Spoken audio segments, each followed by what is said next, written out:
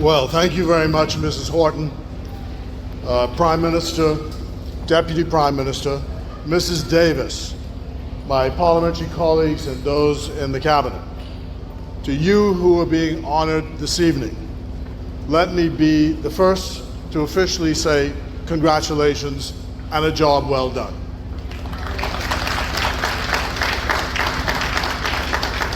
There's a man named Horace Mann who was an educator in the United States, founded the university that I went to in Ohio called Antioch. And one of the quotes that he's often referred to, and that is, "Be ashamed to die before you do some act for humanity." Be ashamed to die before you've done some act for humanity. And all of you have done that act for humanity. And again, we congratulate you. And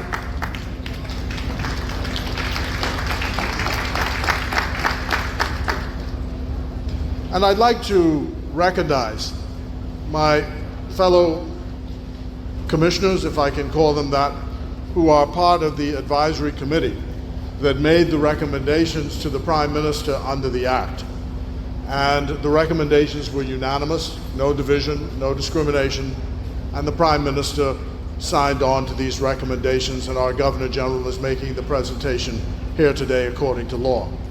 So I'd like to acknowledge the work of Maxine Duncombe from the Cabinet Office, Monica Moss, a member of the committee, Assistant Commissioner of Police Delarice Ferguson, Anita Colley-Pratt, Justice Camille Gomez, Ms. Constance McDonald, Mrs. Horton, who is our MC, Mr. Shannon Don Cartwright, who is the Deputy Leader of the Opposition, Mr. Francis Carey, who we all know as Swelly, Tamika Lundy from the University of the Bahamas, the RBDF representative was Granville Adderley, Mr. Idris Reed, and Ms. Kriska Bonnaby.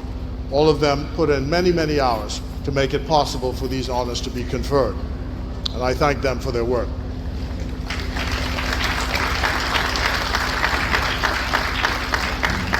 I would also like to recognize those pilgrims in the vineyard who helped to bring about this legislation, beginning in the struggle in and around the year 1989, led by the Reverend Canon Sebastian Campbell, the late Terrence Bethel, the late Al Dillette, Mr. Freddie Munnings Jr., the Reverend C.B. Moss Sr., Mr. Max Turner, Ms. Vonda Moss, and Mr. Code Smith, amongst others.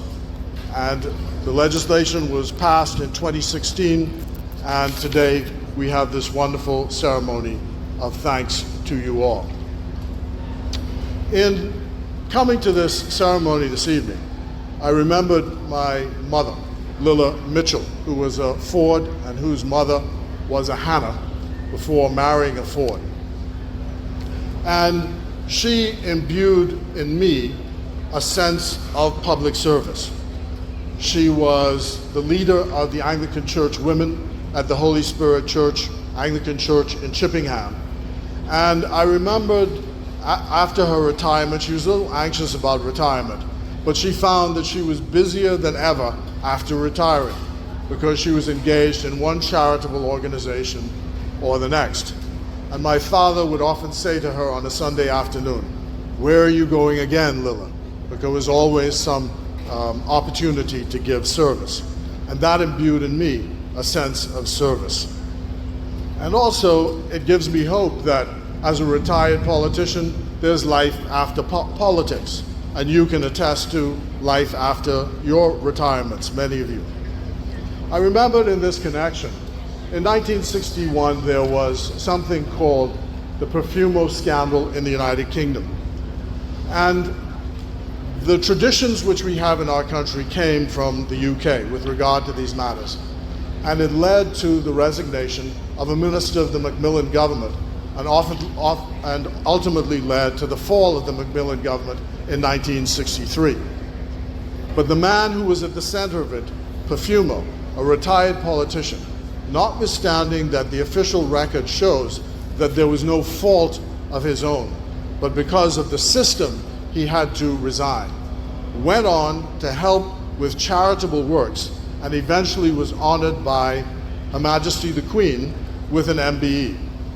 So I say again to those retired politicians that there's life after public life, and you can give service. There are lots of community organizations, the Ranfurly Home, the Dundas, the Golfing Association, the Disabled, Geriatrics, all are available to give public service.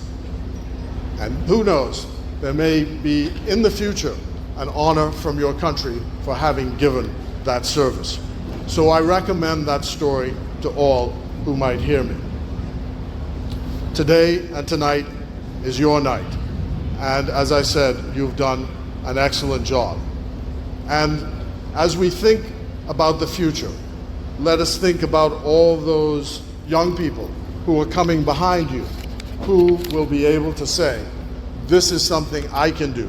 This is something which I can contribute. And this is what I can do to dedicate my life and service to my country. So, ladies and gentlemen, thank you again for all your work. Our Prime Minister will address us in a few minutes, but I like to end always to see if you know this very popular song about our own country. And what does it say? Prime Minister, you know it. You can lead the chant. Nassau is the capital. Bimini is the gateway. 1492 Columbus. 1973. So happy anniversary. Golden Jubilee. Happy anniversary, Bahamas. Congratulations to you all. And this is a fitting time to call our Prime Minister.